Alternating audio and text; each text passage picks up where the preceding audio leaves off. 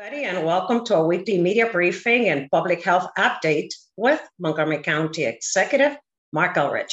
I'm Lorna Vigili, Hispanic Public Information Officer for Montgomery County Government, and joining us today is Dr. James Bridgers, Acting Health Officer, as well as Dr. Earl Stoddard, Assistant Chief Administrative Officer, Mr. Sean O'Donnell and Ms. Kimberly Townsend, both from the Department of Health and Human Services.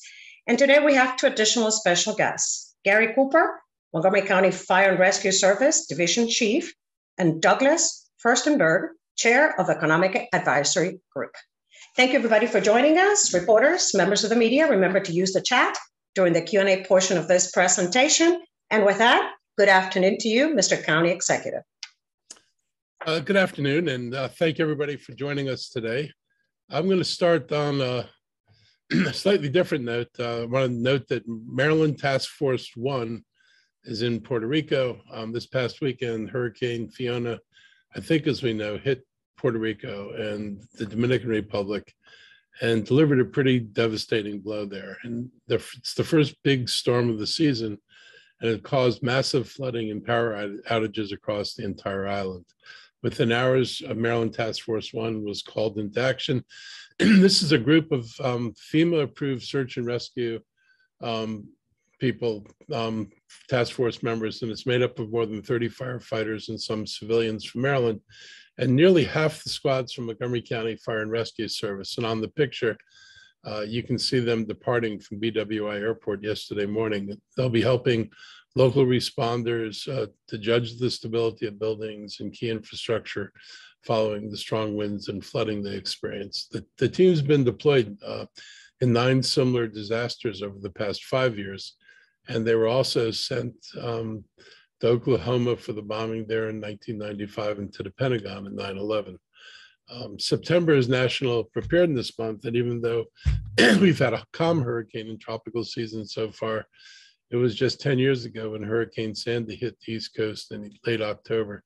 I encourage our residents and businesses to be prepared. Make sure you've got candles or battery flashlights and food and things in the event that a hurricane does wind up coming up the East Coast and affecting our region.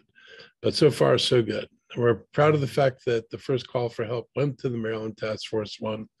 And right now I'm joined by Montgomery County Fire and Rescue Service Division Chief Gary Cooper, who's on the ground in Puerto Rico. And I'm going to turn this over to him for an update. Good afternoon, everyone. So minor correction, I'm actually here in the county. I just got off the phone with the task force leader who happens to be in Puerto Rico. So a live report from San Juan. Everything the county executive just reported is accurate and was confirmed less than an hour ago from our team leader who's on the ground there. The team is doing well. They're being held up at a local hotel in San Juan proper. And they're waiting for any mission that they may be called upon. As of now, it looks like the outlook's going to be the missions that they engage in will be more so of humanitarian aid and not search and rescue at this time, although that's subject to change. They're teamed up with Nebraska's task force and the FEMA Incident Support Team. And I'm available if you have any questions or you need some further clarification. Thank you very much, Chief Cooper, for joining us today. Members of the media, this is the time you can present your questions for Chief Cooper before we move into the other sections of this media briefing. I'll give you a second for you to use the chat if you have any questions regarding this particular topic. Laura, I'm sorry to not use the chat. Good afternoon, Steve. Steve Bonnell, but that's David. Go ahead. Thank you. Chief Cooper, do you know how many people roughly how many firefighters, how many people are down there right now? Yes, there is a 35-member task force, Maryland Task Force 1. Of the 35, 15 of them are Montgomery County Fire and Rescue personnel. The other 20 are made up from Prince George's County and Howard County. There's also a 35-member task force from Nebraska. That's as of now. Again, as they continue to assess the needs, that is subject to change and increase or decrease. I've only heard a couple reports about this, but I heard that it's pretty, the water systems down there were hit pretty hard. Is that, when you talk about humanitarian aid, is that, I'm sure that's at the top of your mind in terms of, just getting water to people and basic needs like that? That is correct. There is no electricity or fresh water to the entire island. So can you just, I guess the mission hasn't been established yet, but is that, I guess, what you anticipate in the coming days, those efforts? I imagine we will be involved in service delivery regarding water. We'll probably, if history continues, we'll probably assist the local municipalities and utilities with debris clearance so they can get in there and try and restore some power. Any power that's on the island now is generated power. And how does this compare against the prior missions that the task force has undertaken so far? I know it's still the beginning, but very similar. Very similar. No, Chief, thank you. That's all I had. Okay. Thank you, Steve. Kate Ryan, WTOP, you have questions for Chief Cooper? Yes, thank you. And apologies, Chief Cooper, I'm joining a couple of minutes late, but I wanted to check in, and Steve mentioned this as well. How does this stack up to the kind of missions that you've done before? I'm assuming and I'm trying to remember the status for MCFRS down in Puerto Rico during Maria. Can you give us an assessment of how much worse, more severe this may be in terms of what the folks in Puerto Rico are facing? So we've been there, our team members have been there for about 22 hours now. And the reports we're getting back from them until this point is it's eerily similar to what happened last time they're in Puerto Rico. It's almost a mirror image. Wow. And do you have any idea of how long you might be down there? So when we accept and are authorized to execute the missions, we commit to anywhere from 10 to 14 days, depending upon the need. Got it. Lastly, in terms of, I know the county department has people who are expert in water rescue, et cetera. Are any members of that particular team down there? Yes, that's a great question. As a matter of fact, it's the group that went is a heavy group of water rescue with the anticipation, water rescue personnel with the anticipation of that need while we're there. Got it. Thank you very much. I appreciate it. You're welcome. Thank you, Kate. Members of the media, any other questions for Chief Cooper before he goes? Going once? Going twice? No more questions? Can I make one point too? I think it's really important. So we often hear, well, what's the benefit to Montgomery County in doing this? In addition to the humanitarian benefit that we provide by supporting, Americans across the country and including in Puerto Rico, this is invaluable experience for the team as well. And they bring back a lot of the lessons learned and experiences that they have from going on these deployments and can apply them to how we respond to emergencies in Montgomery County moving forward. And so there is absolutely a humanitarian benefit. And Montgomery County is consistently doing the right thing, whether it's on this or, immigration or assistance in any other way. We were up, obviously we had staff up in Baltimore supporting their water outage a couple of weeks ago.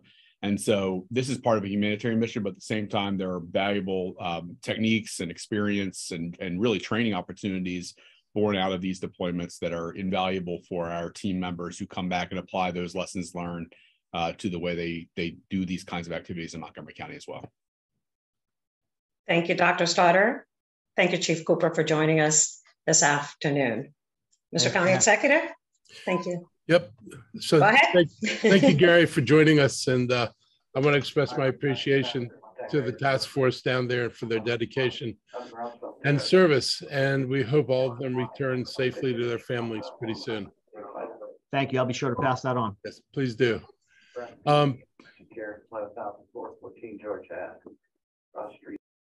So the next topic, we're going to talk about the Speed to Market initiative we have in the county. The passage of zoning text amendment 2205 by the County Council Tuesday is the first step in the county Speed to Market initiative. At least the first step we're doing legislatively right now. This new legislation will clear the way for off-site signs. It adds rules for temporary signs. It's a better fit for business owners who are frustrated by the current zoning ordinance regarding signs.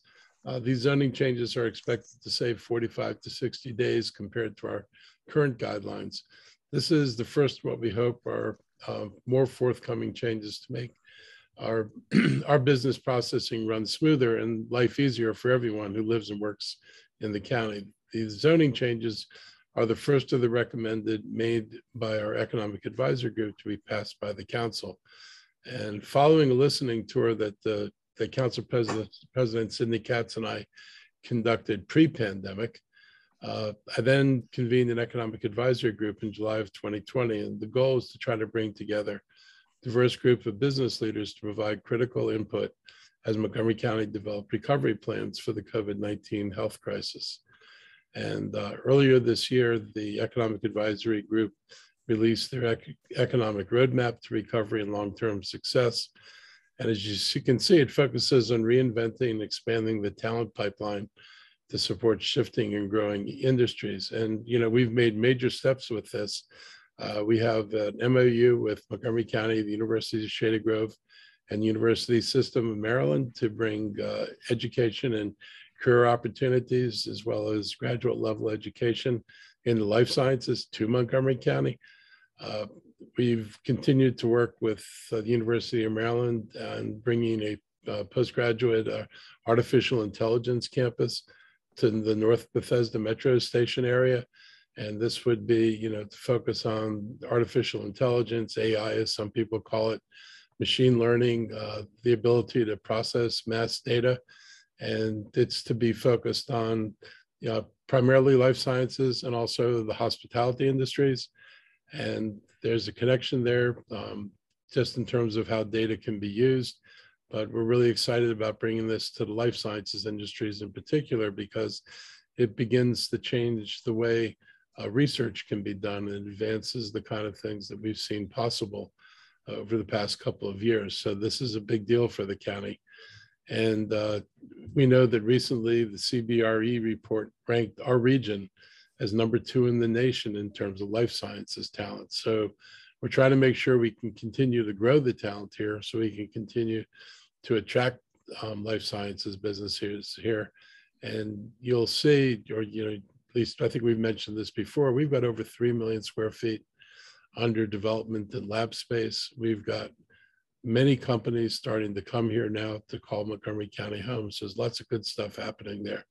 A second thing that was a focus of the report was addressing access and availability of capital, especially so small businesses were able to stay afloat from the impacts of the pandemic. Montgomery County continues to give out money and provide money to people who were impacted by COVID. We helped distribute state funds as well as our own funds earlier, and we continue to look to see what we can do to support local businesses, particularly creating relationships with local financial institutions who normally do this kind of funding, and trying to leverage some of our deposits to help get more supportive terms for local businesses. We support, you know, key quality of life industry components, restaurants, entertainment, and hospitality. And we've seen real growth in restaurants. So we've pretty much recovered whatever the number of restaurants we've lost, and then some. I know a couple of months ago, the liquor department talked about approving a record number of licenses. So we're seeing a resurgence in many of those businesses. And our hotels are finally seeing a much higher utilization rate. Marriott was saying their properties have, you know, really begun to recover now. So we are seeing what we hoped, which is recovery in that sector, which is one of the hardest hit sectors throughout the pandemic. And supporting initiatives like speed to market and dealing with our county zoning ordinance regulations are things we need to do to make sure that we don't stumble over our own feet. We've got to be sure that our processes are as efficient as possible. And I know that, you know, for a long time, this county has been perceived to be slow and difficult to get projects moving. And the combination of a unique approval structure for real estate projects, including an independent planning function and parallel permitting processes in the county, has created inefficiencies and a lot of frustration. And the EAG recommended short-term solutions to lay the foundation for change and send the message the county is ready to efficiently meet the demand of economic expansion with minimal red tape. And the significant shortening and streamlining of development approvals is necessary and important to promote this. Time is, in reality, money in the world of development. An unnecessary delay in approvals and permits delays the point at which a business begins to generate revenues. So to the extent there are things we can improve in this area, we really need to look to improve them. You know, I'm a believer regulatory processes are necessary. They do good things. But if the process itself is cumbersome and hard to use, or if the process itself takes longer than it should take, and we have examples of other people able to process things faster than us, we need to be sure that we're doing everything we can to process things as efficiently as possible. On Monday, I attended the opening of the new Marriott headquarters in Bethesda, and it was a wonderful event and an incredible celebration for both this company and the county.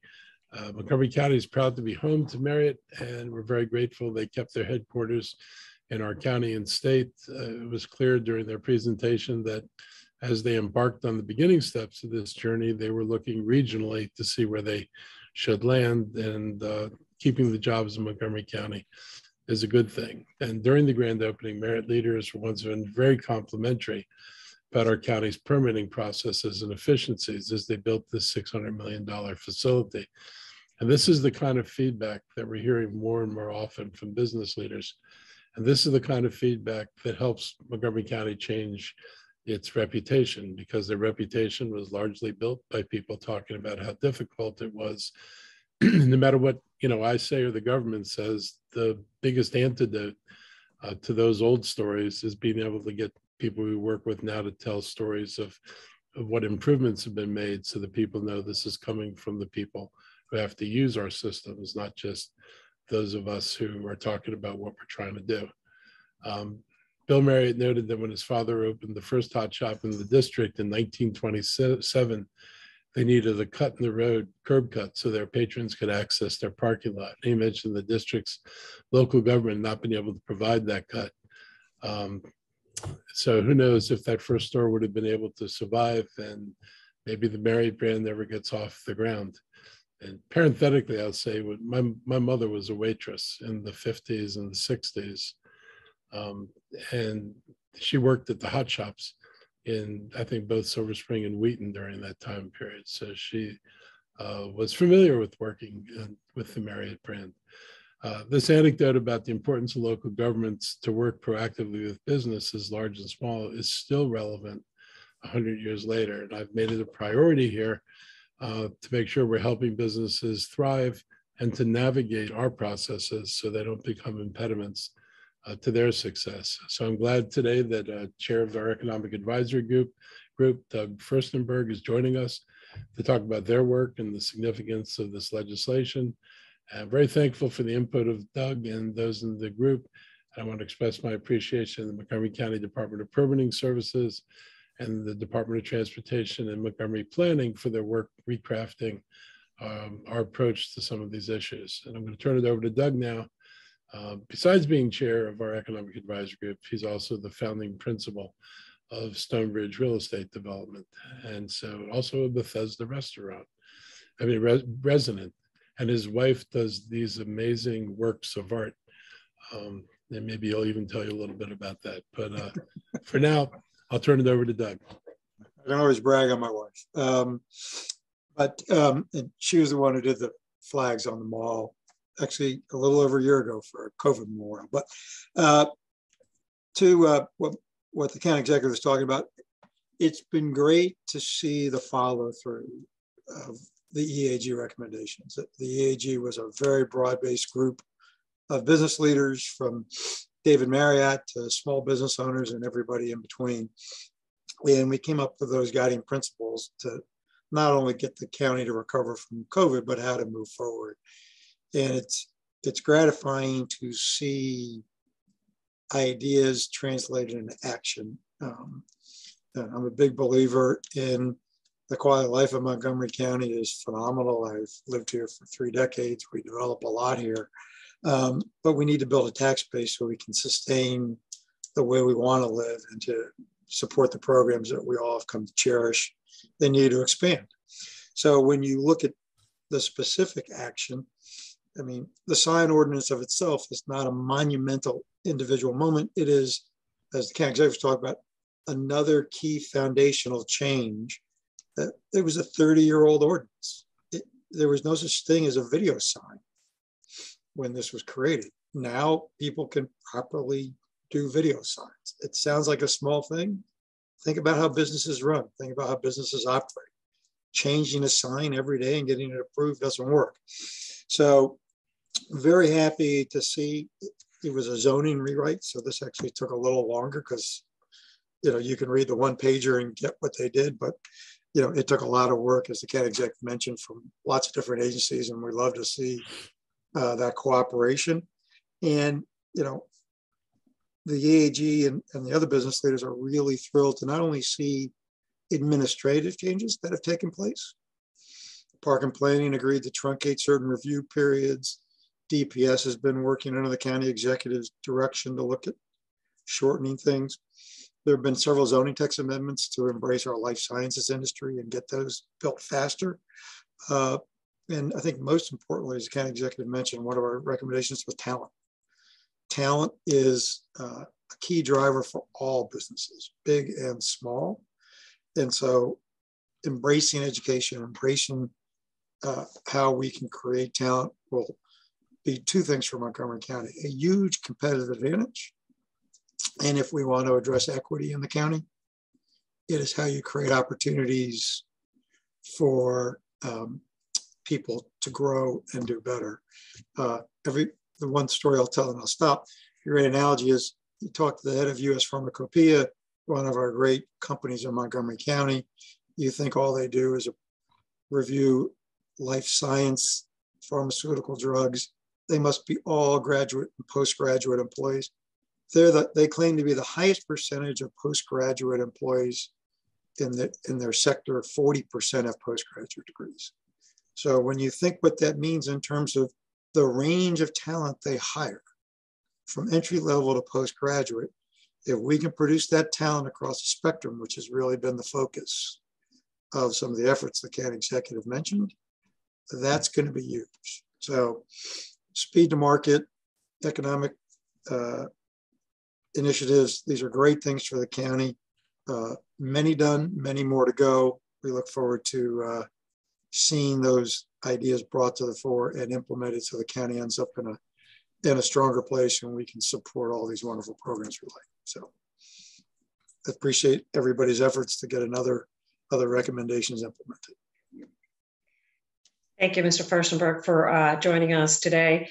Members of the media, we're going to open it up again for Q&A with the county executive and or Mr. Furstenberg before we transition to the public health update. I'll give you a second or two to see if you want to post your questions or request for questions on the chat.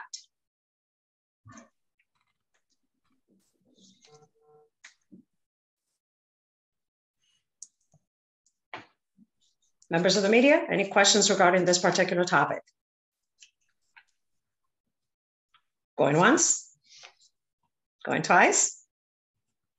Okay, I guess we do not have questions about this topic. Thank you so very much for joining us this afternoon, Mr. Furstenberg. Mr. County Executive? So going into the COVID-19 update, this week in a nationally broadcast interview at 60 Minutes, President Biden drew a lot of attention by saying the pandemic is over. However, we also noted we still have a problem with COVID. Personally, it would have been better said if we had said the pandemic no longer has us in crisis mode and that we've got, vaccines to manage it and we've got treatments and that we're more able to go about life in a more normal rhythm than we were before. But the pandemic is still here, or at least COVID's still here. It still produces too many cases and still produces too many deaths. It's still worse than the flu. So we still have a lot of work to do, and we don't want people to get complacent. I mean, my concern is I don't want people thinking pandemic's over. I don't need to get boosters. It doesn't mean that COVID is gone. It doesn't mean that it's not spreading in our community. As you can see, and we'll be able to see from some of the charts we put up. So it's still an issue.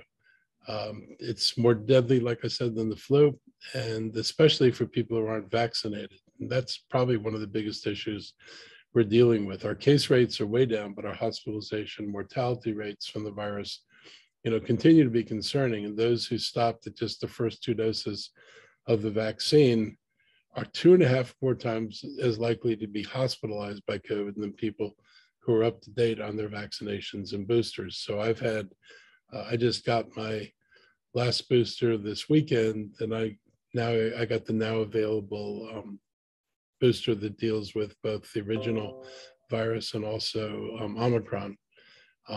That's really important, and they're available now. In fact, I believe it's the only booster being given out to adults. The news on the value of being vaccinated is even worse for people who are unvaccinated. Their rate of serious illness, serious enough to cause a hospitalization, is 10.5 times higher than those who have been boosted, and their death rates are also higher. So it's a high price to pay for not being boosted. We are probably about 66% of our population's, been boosted. We've got this large portion of the population that is still not adequately boosted. You do not now have to go back and make up all the shots you didn't get. You can simply get the new shot, which will boost you against both the original COVID and what we're dealing with now in Omicron. We've got the vaccines. They're readily available in pharmacies and clinics around the county. So there are many opportunities for people to go out and get the vaccine.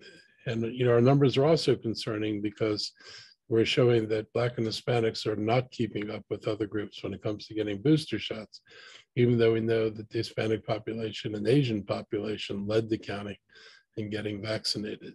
CDC has us at 90% vaccinated, but that does not factor in the people who have not gotten the booster shots. We want to make sure everyone continues to take COVID seriously, but especially those who are most vulnerable. And if you are more than 50 years old, immunocompromised, or in poor health, booster shots can help protect you from the worst of this virus. And it's true that the variants can cause breakthrough infections, but vaccines still prevent serious illness and death, and even more so with the boosters. The truth is that most deaths in severe cases of COVID are preventable. Simply keeping current on vaccines seriously limits the likelihood that if you get a case, that the results are going to be severe. We should not be indifferent or complacent about the lives that are being lost, particularly since we know how to prevent it. That I will say it kind of grieves me to think that people are dying knowing that if they had gotten a booster shot, they probably wouldn't be dying. And, it's a loss to the people who know these folks, family and friends. And when you lose somebody and you didn't have to lose them, that's a sad moment. And I hope people think about that, particularly since we're in a better place now to manage this. So please max your vax. You can find our clinic schedule at www.govaxmoco.com. On the monkeypox or MPX update, before I bring on Sean O'Donnell with the Department of Health and Human Services to go over our COVID numbers, I want to mention monkeypox briefly.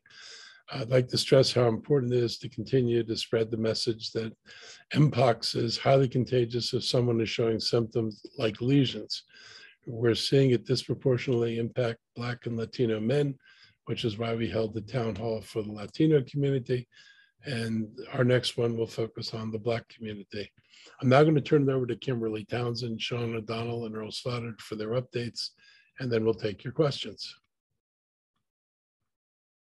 Thank you, Mr. County Executive.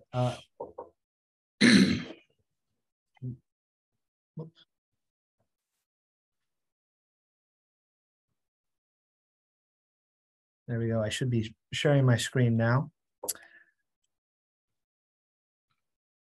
To take you through, to start with the COVID numbers, again, we continue to track on the variant proportions. The one slight update for this week is the CDC now is tracking on BF7 variant.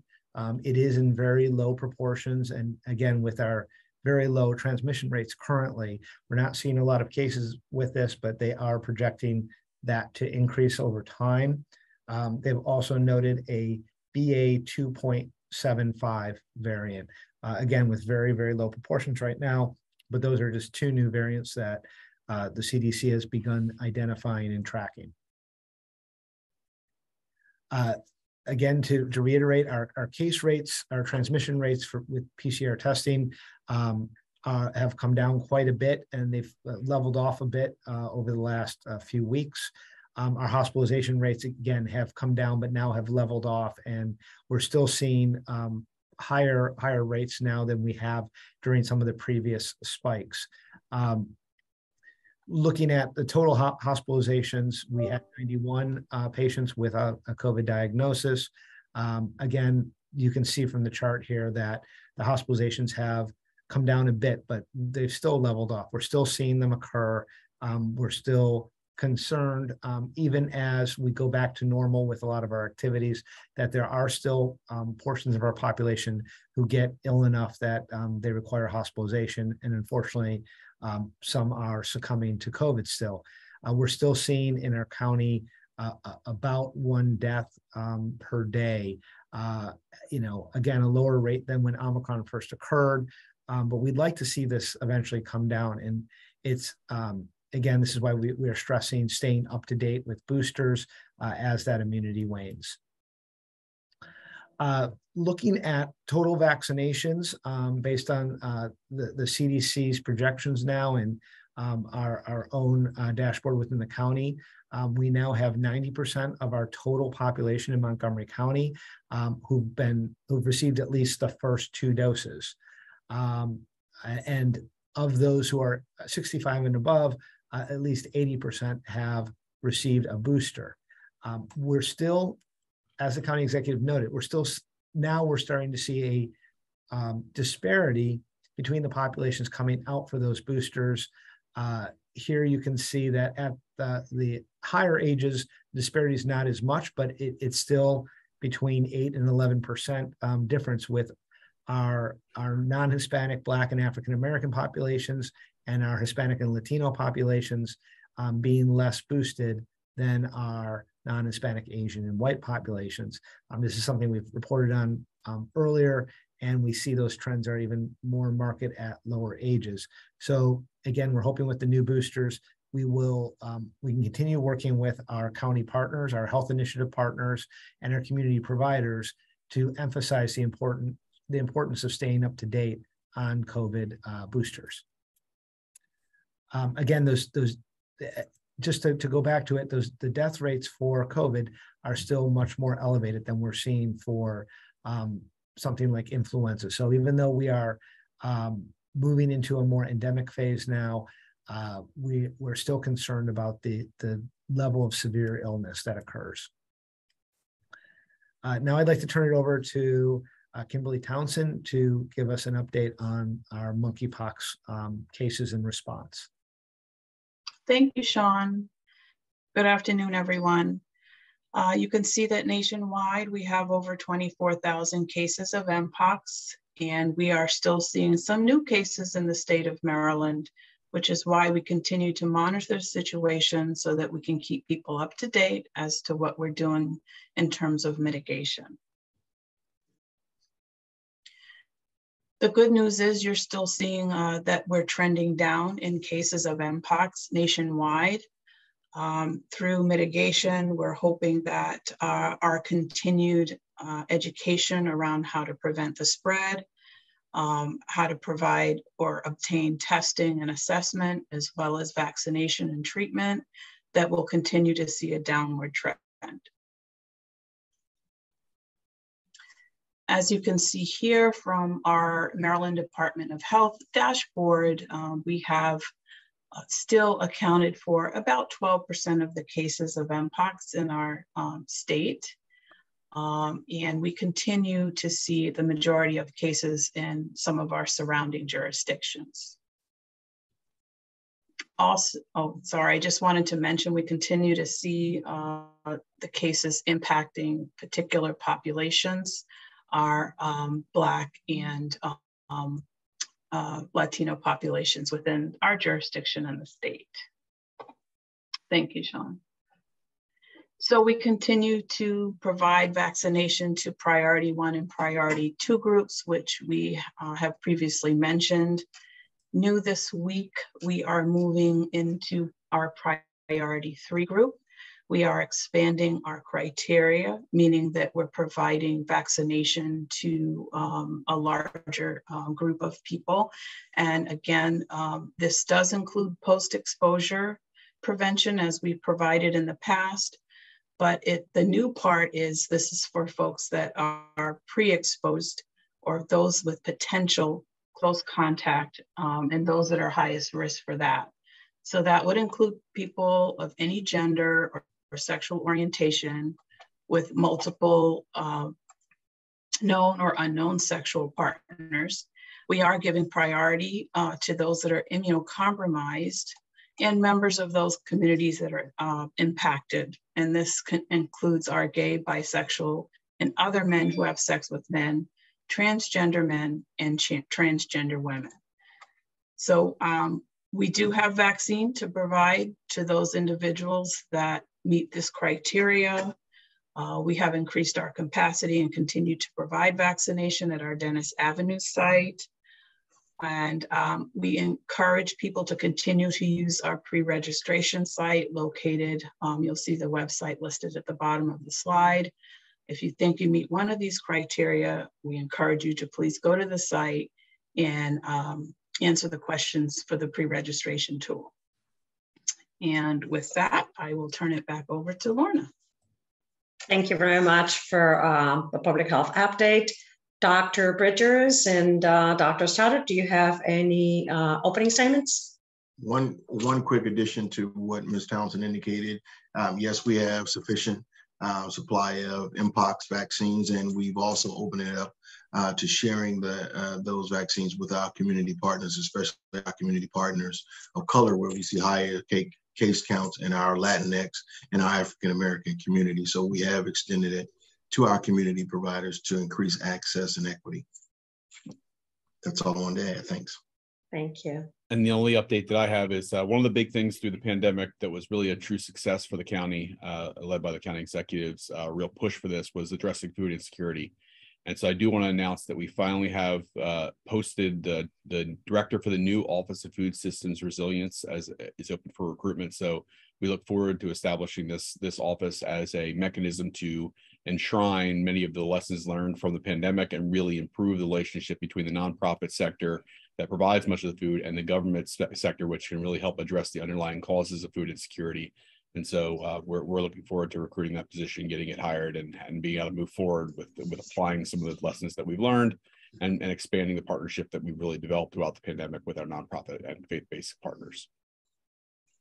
Thank you, Dr. Stoddard, Dr. Bridgers. Members of the media, we're going to open it up now for the third portion of a Q&A regarding the public health update. Any questions? I do not see any on the chat. We'll wait a second.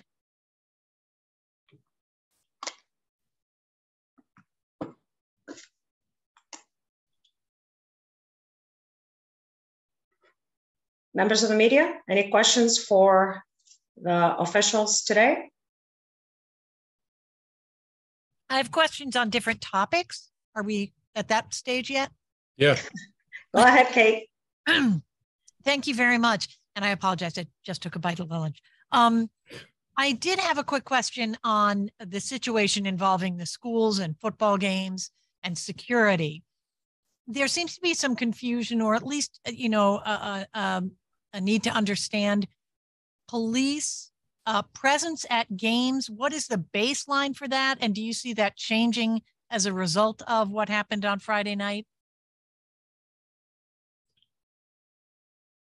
The school system is has had meetings discussing this internally, and they're going to make decisions they think are appropriate in terms of how to make sure they have better control during the games. And, we take the lead from them. in terms of, what kind of response they would want and how they want us to help them. Is there anything in the MOU that was signed between the school system and the county that would address this sort of thing? Again, basic baseline coverage or? So the answer to the question is no, Kate. So this was intentionally left out of the MOU because the issues that we often have at schools during games are rarely involve students. They more often involve adults in the stands, and so there was no restrictions or anything. With the CEO program, there is nothing in there in terms of restricting for special events. A lot of it's traffic control. A lot of it is monitoring the activities of adults in the stands.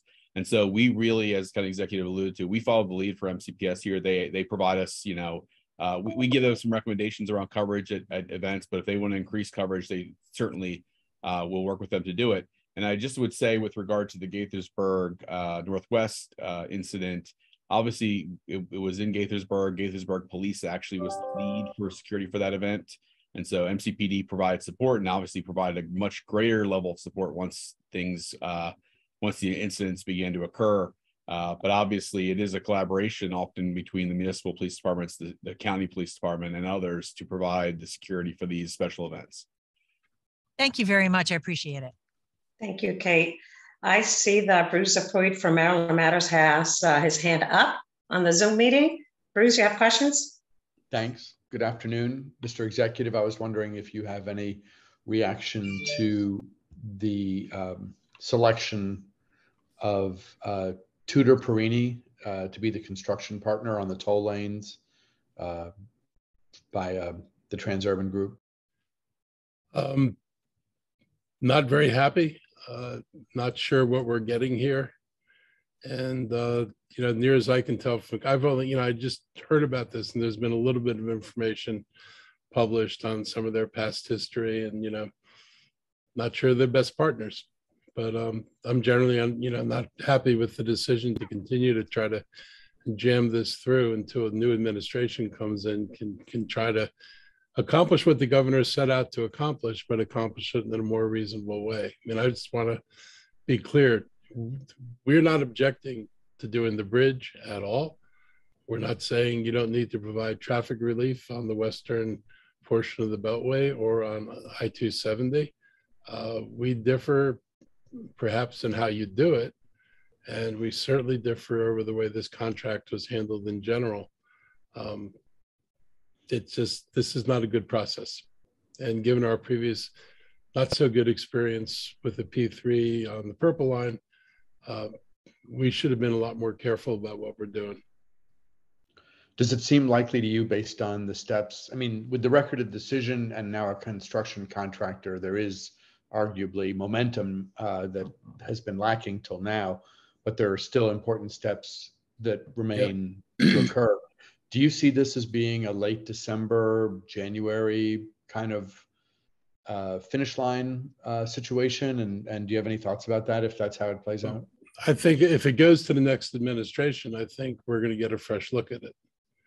Because, Wes Moore is pointing out that he wants to do something and doesn't. Again, none of us debate whether or not something should be done, whether it's this contractor and this structure of a 50-year commitment to basically bleed, state and county taxpayers of money for an incredibly expensive solution. That's the thing that's under debate. There would be no, I believe, and I know others believe, that you could accomplish the goals of the project without doing this particular project. When you said you weren't very happy, were you referring to Tudor Perini and anything in their history or track record, or just the fact that the state is continuing and its concessionaire partner are continuing to move forward? This comes without a whole lot of information on it, and so we're just now seeing. I've seen a couple of notes, people made about issues that Perini's had in other projects. Cost overruns, not unusual for them.